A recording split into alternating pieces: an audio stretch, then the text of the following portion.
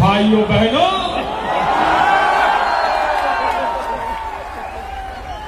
मेरे देश के युवा,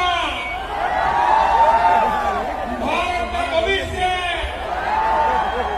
मेरे भारत मां के लाल, इस प्रकार से जंतर मंतर पर प्रोटेस्ट करते देखता हूं तो मुझे पीड़ा होती है।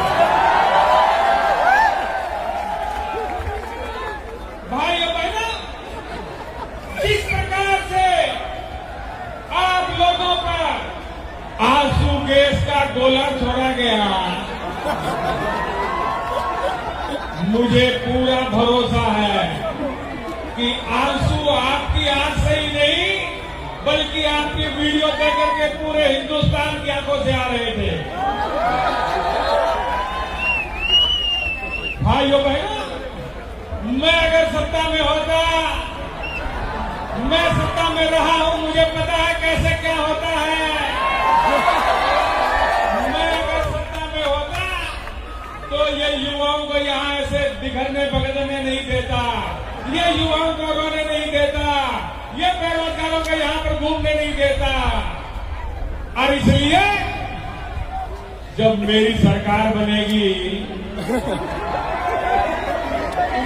और अब बन गई है, बनी हुई है, अब बनी हुई में मोदी जी मेरे सपने में आ जाते हैं।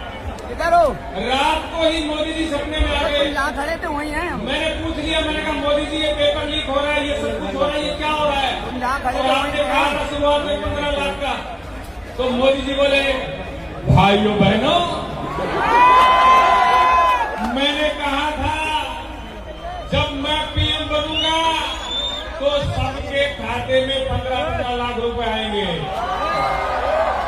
और अब मुझे जरा बताइए, अगर एक आध पेपर लीक होने से अगर किसी के खाते में 15-15 लाख रुपए आते हैं तो इसमें घाटा है क्या?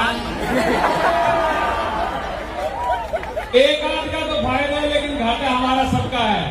और दोस्तों, मैं इतना ही कहूंगा कि जितने दिन से आप लगे हुए हो, बहुत लोगों को ये उम्मीद भी नहीं थी कि इतने दिन ये चलेगा, लेकिन हम लोगों की एकता और संयम से, शांति से ये इतने दिन निकले हैं। और साथियों, जब तक जीत हासिल नहीं होती हमें और डटे रहना है। भारत माता की जय, भारत माता की जय। तो दोस्तों, इसी